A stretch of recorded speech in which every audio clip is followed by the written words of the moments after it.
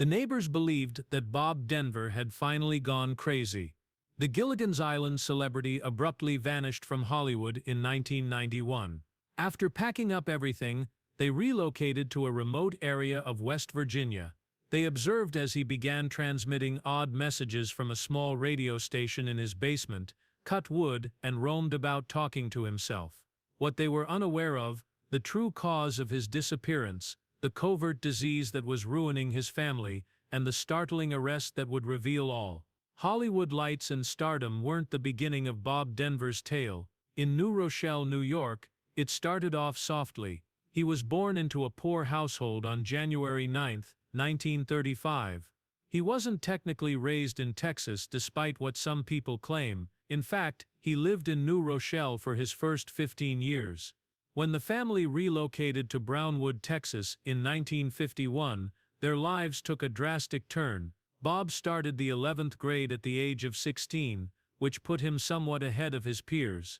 They soon relocated once more, this time to California, where he completed his high school education in Long Beach. It is incredible to consider that Elvis Presley was born only one day before to Bob's birth. More insane, Denver was named for his great-great-grandfather, a governor in the 19th century, rather than him. Initially, Bob had no intention of becoming an actor. He enrolled at Loyola Marymount University to study political science since he took his studies seriously. The objective was law school, but when he took the stage for a school play called That One Performance stirred something inside him, everything changed. It was strong yet unexpected. During his time at university, he even developed a strong connection with Dwayne Hickman, which would eventually lead to opportunities in show business. He was at a turning point by the time he graduated in 1957, continue practicing law or take up performing. Despite the uncertainty of the future, the want to act was stronger. Bob didn't immediately become well known. He taught history and arithmetic in a Catholic elementary school in Pacific Palisades, because he had expenses to cover. There he even served as a sports coach. In addition, he pursued auditions in his free time while working as a mailman. Even though his life was straightforward and exhausting, he persisted. Then everything changed in 1959. He was cast in the role of Maynard G. Krebs, amid Dobie Gillis's many loves. It was the event that propelled him from the classroom to national television, not simply a part. The fact that he was given the role in the first place is much more unexpected. Bob had no intention of going to the audition. Unbeknownst to him, his sister Helen, a casting agent's assistant at 20th Century Fox, put his name on the Dobie Gillis audition list. There were hundreds of young performers attempting to audition. Bob didn't have any work experience. Nevertheless, something clicked as he faced the camera. The producers thought he was unique. He got the part in spite of everything. Suddenly everything was different. He had never performed professionally until that pilot program. He had permanently quit his teaching position by 1959. His peaceful existence was ended. A new era has dawned. Hollywood was beckoning. Bob Denver was more than simply a character actor when he played Maynard G. Krebs in 1959. For television, he invented something completely new. Most Americans still found the concept of a beatnik odd. Instead of seeing it on their living room televisions, folks read about it in periodicals or saw it in smoky coffee shops. Denver, however, made it genuine. He researched the attire of actual beatniks, and he made everything come to life in a way that was both humorous and genuine, including the goatee, the sloppy attire, and the jazz terminology.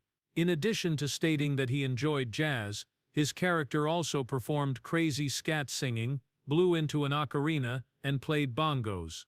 And Maynard would scream in terror any time the word work was used, as if the whole thought of having a job were dreadful. That one joke went down in history. Denver was doing more than simply acting. He was judiciously juggling humor with realism.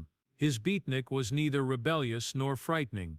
CBS approved it because it was endearing, innocuous, and just strange enough. And it was successful. Teens adored it. Everyone recalled Maynard, but the parents were perplexed. Then followed the unexpected turn of events. Denver was recruited into the U.S. Army, just 3 episodes into the show's production. It was like an awful prank at the most inconvenient moment. Executives at CBS went into a frenzy. Maynard was already winning over the crowd, and now he was going to vanish. As a result, the producers hurried to prepare a last episode, and even cast Michael J. Pollard as Maynard's cousin. They were prepared to move on without Denver, so they signed him to a large deal. Denver, too. He was carrying a little bag of toiletries as he walked into the draft office, shaving off his beatnik beard, and wondering whether his big break had simply disappeared. However, fate had more in store for him. A startling discovery was made by medical professionals during his military examination. It wasn't a recent break to Bob Denver's neck, but a childhood injury that had somehow remained undiscovered for years. He was immediately granted a medical exemption since it was so bad. He was immediately deemed unfit for service. He didn't even have to wait for his return to be written into the play. Pollard, his replacement, was still in the middle of recording his debut episode. After Denver made his way back to the set, CBS was faced with an odd dilemma. Pollard's contract still required them to pay him for all 25 programs. Denver subsequently chuckled about it, claiming that despite getting the greatest deal, Pollard paid for the entire season without putting forth any effort. With a flimsy justification, the authors swiftly reintroduced Maynard into the plot. The reason the Army granted him a hardship release was not because Maynard was having difficulties, but rather because the Army was unable to manage him. After then, Maynard became into more than simply a peculiar sidekick. The audience was captivated by him. Bob Denver became the show's main attraction. While mothers scoffed, children across began to imitate Maynard's language and his slack, jazz-loving demeanor. His voice, which was genuine enough to touch a nerve yet gentle enough to be humorous, became a symbol of adolescent rebellion. The sitcom continued with Maynard in the lead role even after Dwayne Hickman, the primary actor, fell ill during the third season. Who the supporters actually came to watch was obvious. Denver's performance turned into a legend.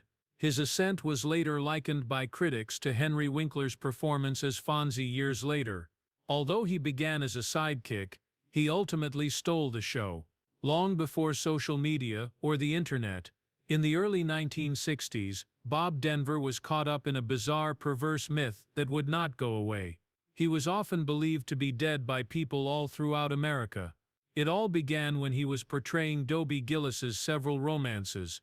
Eventually, word got around that he had been murdered, not once but several times, in various stages and in various ways. The insanity was covered by newspapers. At home, fans talked about it. The world appeared intent on burying him, yet he continued to wake up alive. At first, Bob attempted to laugh it off. Then he became terrified, then enraged. Unlike most, the rumor persisted. Like a nightmare, it kept returning. He was filming a scene at one point. The next day he was reading in a local newspaper about his own terrible demise, and there were wild rumors. According to some, a radio in his bathtub electrocuted him. Others said he died from self-cutting while shaving, in a vehicle accident, or in a firefight.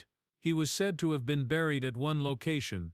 He didn't exist in another. No matter how many times he denied it, it made no difference. The falsehoods always managed to resurface with greater volume. When individuals began expressing their condolences to his face, things became more stranger. He would be approached by strangers who would look him in the eyes and remark, "You look just like that beatnik kid that died." Stunned, Bob would stand there unsure of what to say. Everywhere he went, on airplanes, in hotels, on the street, someone would be grieving for the man who was directly in front of them. In 1964, a woman even wrote to a newspaper to inquire as to if he had indeed passed away in an accident.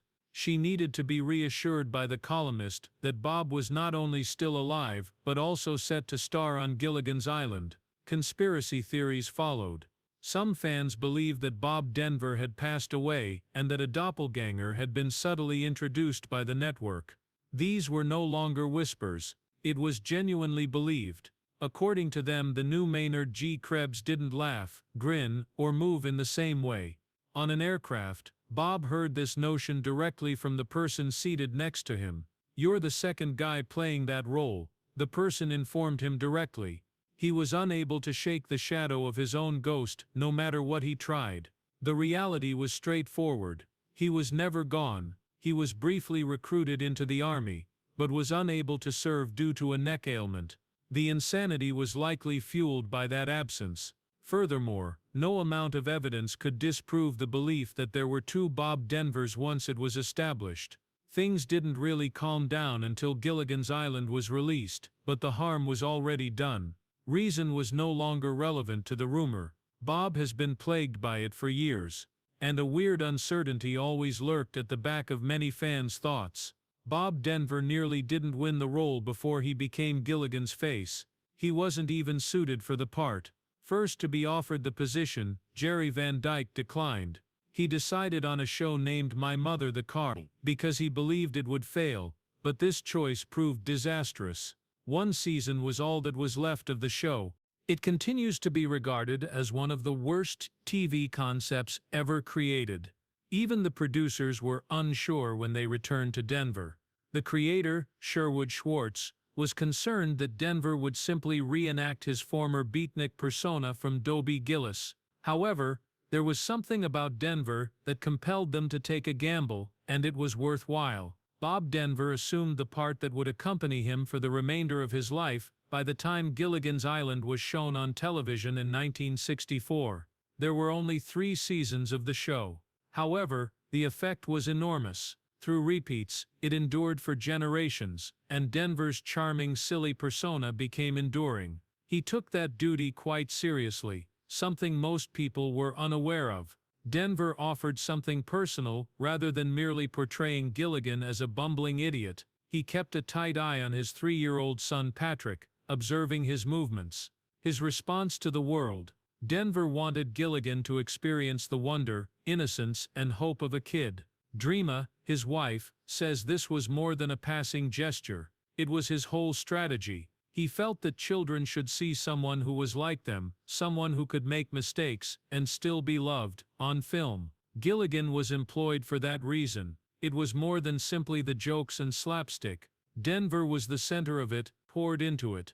Gilligan was genuine because the character was infused with the soul of his kid. Furthermore, Bob Denver wasn't always kind on film. He put up a fierce fight for his co-stars behind the scenes. The credits of Gilligan's Island's first season were unjust. Russell Johnson, Dawn Wells and the others were referred to merely in the theme song, which named the majority of the cast by name. Tina Louise's contract was the reason. No one should be mentioned after her. However, Denver's contract included a provision that allowed him to select where his name was displayed. Knowing that this would lead to a dispute, he instructed the producers to place his name last. He made the decision to either correct the credits or risk breaking the terms of the contracts. The outcome, the Professor and Mary Ann, were added to the theme tune beginning in Season 2. Denver continued after that. Additionally, he ensured that Wells received the same amount of exposure as Louise. He did all of that because he thought it was fair, even though he wasn't required to.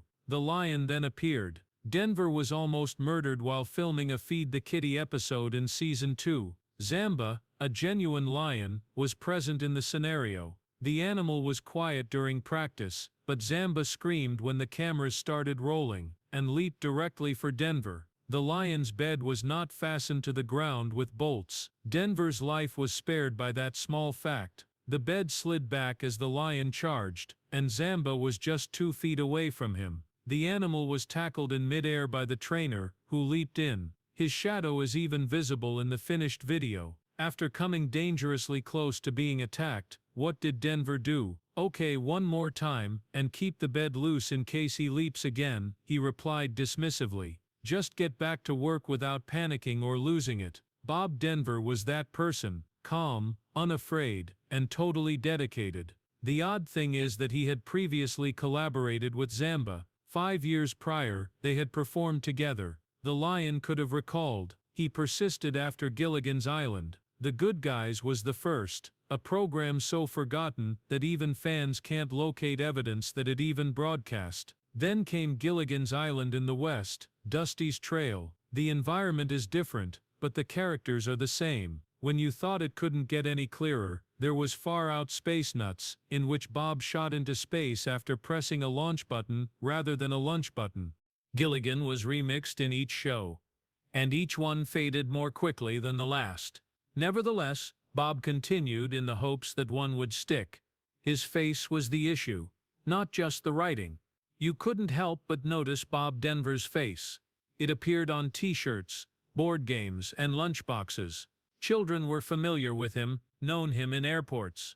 As they say, when you see that it's entertaining more people each year, you learn to accept it. However, there was a price for such recognition. Casting directors were hesitant to offer him a significant role. He was no longer only portraying Gilligan.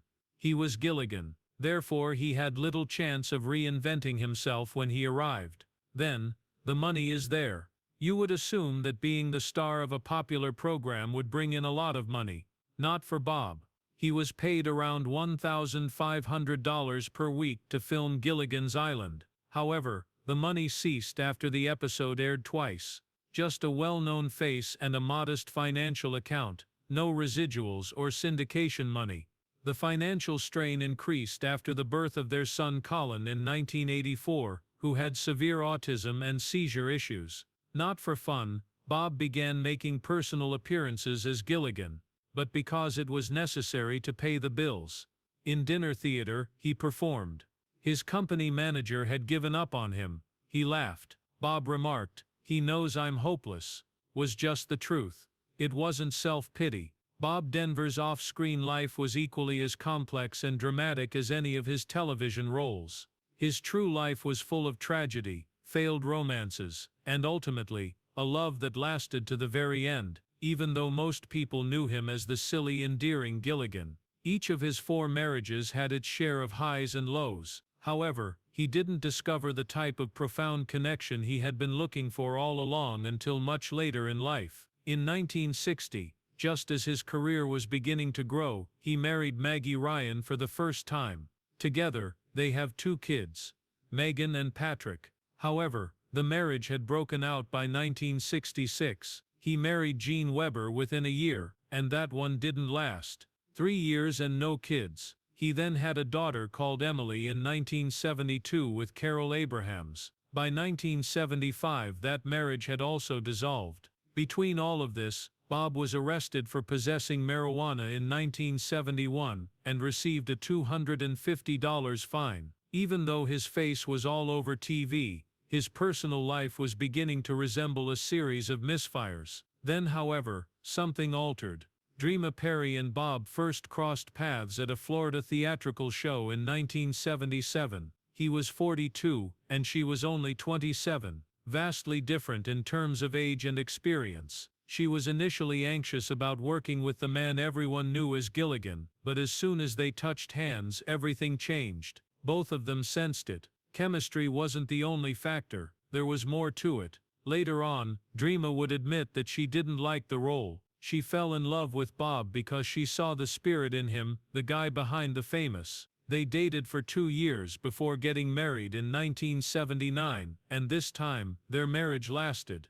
They were married for over 28 years, until Bob passed away in 2005. Bob and Dreama's relationship stood out. Even in a field where romantic relationships end as soon as they start, there was never any question that they were intended to be together, she used to say, even in the difficult times. It was a unique type of love that got stronger rather than waned under stress. Bob also had a serious introverted side that was rarely seen to the public. He had a strong commitment to his kids. He has Emily, Megan, and Patrick from his previous marriages. In one of his appearances on Gilligan's Island, Patrick played a younger Gilligan in a dream sequence. However, it was his kid with dreamer, Colin, who genuinely changed Bob's life. People believed Bob Denver was insane when he left Hollywood in 1991. He was leaving for good, not just taking a vacation. He was still affluent, well-known as Gilligan at the time. But now, none of that mattered. Colin, his kid, was what mattered. Colin was born in 1984 and was diagnosed with severe autism due to birth problems. Part-time care and nannies were not what Bob and his wife, Brianna, wanted. They desired to entirely and silently raise their son themselves. Consequently, they relocated to Dreamer's little hometown, located in the heart of the Appalachian Hills near Princeton, West Virginia. The opulence of Los Angeles was nothing like their new residence. It was a modest ranch home on a peaceful road in the middle of dense forest. The mornings were quiet. Only handmade coffee, fresh eggs from their garden, and the sound of birds in the trees, no cameras, no scripts. It was a total getaway. After decades of performing in Hollywood, Bob's current concentration was on becoming a father. However, Bob never completely abandoned his passion for entertainment. He started a tiny local radio station out of their house in 2000. It was nicknamed Little Buddy Radio, after his Gilligan's Island moniker. With a signal strength of just 100 watts, the station could hardly be heard outside of town. It made no difference. Bob gave it everything he had. He carefully selected each song, combining melodies from many genres and eras. Every day, locals tuned in to hear his storytelling voice, joking about and reminding everyone why they initially fell in love with him. Additionally, the station donated all of its earnings to the Denver Foundation. He and Dreama founded a non-profit to support families with exceptional needs, just like their own. Even though his property never had a full-fledged museum, Bob managed to find methods to honor his life. He dedicated his life to serving people rather than erecting monuments. Later on, Dreama penned a memoir, preserving his memory and telling their tale. She also assembled scrapbooks and other material from Bob's lengthy career into a remembrance album. However, despite being a legend among his supporters, he changed in Princeton. Just Bob, a friend and neighbor. The guy down the street who would always find time for a conversation, wave from the porch, and attend neighborhood activities. At first, some residents were unsure of how to react to him. In an attempt to spot Gilligan, a party of visitors once arrived and put up a complete picnic at the end of his driveway. Bob, however, handled everything calmly. He was kind to his followers and never gave them the impression that they were troubling him. He didn't behave like a celebrity. He pretended to be a man who had led a crazy life and was content to simply be there. He conversed with neighbors, listened to records, walked his dog, and cut wood. He was happy because he had at last discovered something genuine, not because he had given up. Millions of people knew Bob Denver as the endearing Gilligan, who was always getting into unimportant mischief on a remote island. However, things took a turn for the worst in 1998. He was arrested for marijuana possession at the age of 63 at his residence in West Virginia. Police had set up a sting operation after intercepting a box containing marijuana that was shipped to his home. They discovered considerably more when they investigated his house. Even though Denver was courteous and helpful, the public was nonetheless taken aback. Now the silly, naive figure that everyone had grown up with was at the heart of a real-life drug raid. Although it didn't totally destroy his image, it gave his admirers a new, uneasy perspective on him. His troubles didn't end there. Bob noticed something odd at the end of 2004. The hoarseness of his voice persisted. It must be nothing, he thought. However, by March 2005, he had shed 20 pounds and realized that something was up. Deep in his throat, they discovered a huge tumor. It was aggressive, uncommon, and rapidly spreading stage 4 cancer.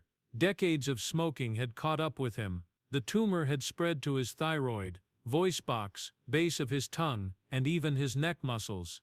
Then came the terrible surgery. His throat had so much tissue taken by the doctors that they hardly had any tissue left to sew. In what is known as a positive margin, cancer cells were still present even at that time. Thus the task was not finished. The cancer would continue to spread, had to make a stoma, or hole in his neck, in order for him to breathe. He had permanently lost his voice. The man who used to light up TV screens with his laughter was now unable to talk. His heart was in horrible condition, which made matters worse. Smoking for years has done more than simply cause cancer. Additionally, they had compromised his heart. Because of that, he was unable to begin chemotherapy. He had to make it through a triple bypass first. The cancer had more time to spread because of the delay. He was unable to start radiotherapy until July 2005, however his body was already too feeble at that point. He rapidly deteriorated while receiving therapy. He was unable to speak. He was unable to walk. Dreama, his wife, looked on helplessly as the man she loved deteriorated daily. The weight of witnessing their childhood idol disappear was felt even by the medical personnel, many of whom had been admirers for their entire lives. The therapies had no effect. The cancer persisted. Everyone realized the end was imminent by the end of August. Bob Denver died at the age of 70 on September 2, 2005, a few days before his 28th wedding anniversary. His last months were a time of struggle, suffering, and stillness underneath all the laughing and replays. The guy who once made millions of people happy passed away in almost complete silence, marking a tragic conclusion to a life that once gave happiness to everyone.